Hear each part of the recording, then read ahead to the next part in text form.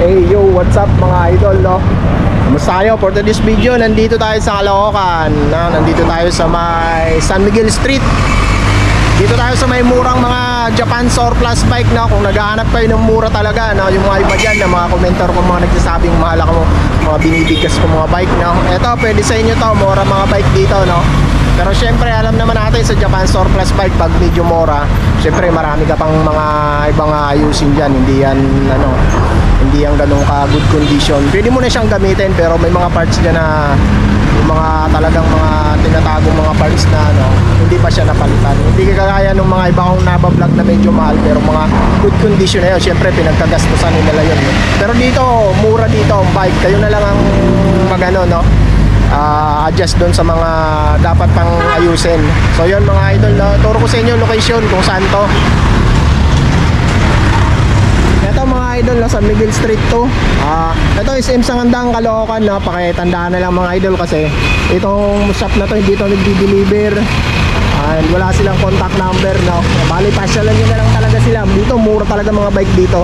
Ito mga maayos naman siya, mga maayos naman, makikinis na yung mga bike nya. Ayan. Pwede nyo siyang gamitin, no?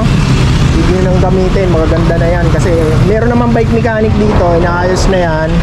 Kung ano yung mga light na sira lang, yun yung pinapalitan nila. Maganda dito, mura yung mga bike nila dito. Ito sa mga Japanese bike nila dito is 2.5 lang pag steel, no? 3.5 pag alloy. Murang-mura na yan mga idol, no? Tapos good condition naman yan. Ito mga nila, may mga Bridgestone dyan. Alloy yan pag Bridgestone yan, 3.5 siguro yan. Yan yung sinasabi niyang 3.5. May mga carrier na yan sa likuran, Japanese bike yan, no? Ayan, ito mga 2.5 to. Yung mga steel, may mga alloy 3.5. Tapos dito naman sa mga folding bikes niya, 2.5 lang yan mga idol, no? Ayan yung mga folding bikes niya, 2.5 lang. Tapos kung naghahanap naman kayo mga hybrid bikes, meron din sila dito, no? Ito yung mga hybrid bikes niya, ayan. Mga Shimano parts na yun, hindi na isa-isahin yan. Ganun lang tayo mag-vlog ngayon, no? Hindi na tayo masyadong nagre-review ng mga parts. Sa mga alloy niya ay 6,000 ma'am, no? Alloy. Sa alloy niya ay 6,000. Fixed price yan mga idol, no? Dito sa hybrid bikes.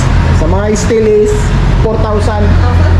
5,000 sa mga steel niya, hybrid bikes. Road bike is still how much, ma'am? How much?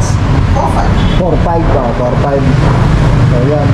Ito mga hybrid bikes pa to. Hybrid bikes 5,000, no?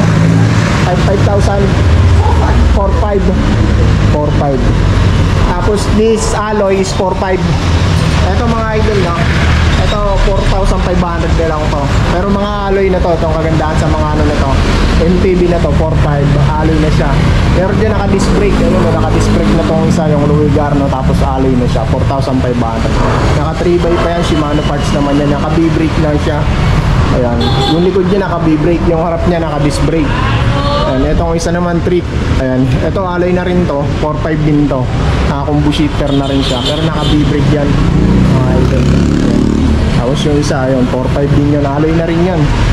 Ayan mga idol, no? Yan yung mga tinda nila. Meron pa sila stocks doon sa loob, no? Ito lagi ko naman binablog to. Maraming mga stock to kasi maraming mga partnership tong ano na to. Ma'am, it's okay to going inside.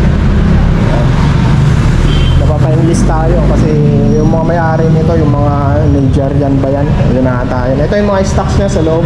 Maghahanap kayo ng cruiser bike. Ito meron sila dito rin, no? Ito mga Japanese bike. Japanese bike niya, nabigas ko na yun sa una. 3.5 sa alloy, 3.5 sa alloy, 2.5 sa bakal. Then sa mga folding bike, 2.5. Ayan mga Japanese bike niya ito. Ayan, mabilis ang vlog lang tayo dito. Hindi na tayo masyadong mag-iisa-isa ng mga bike, no? Ganun na lang yung ano natin. Pasyalan nyo na lang to mga idol, no? Dito nagdi-deliver. And wala rin silang contact information. Location lang talaga yun. Tinuro ko na mga location, no? Caloocan sila dito sa may harapan ng SM Sangandaan sa mga San Miguel Street. San Miguel Street to, ayun yung SM Sangandaan, no? Stoplight yan, diretso lang kayo dito pag galing kayo Monumento. So yun mga idol lang.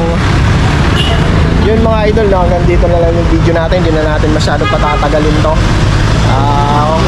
Kung gustuhan kayo nung pasyal na lang kayo dito. So yun, ingat kayo palagi and God bless. Peace.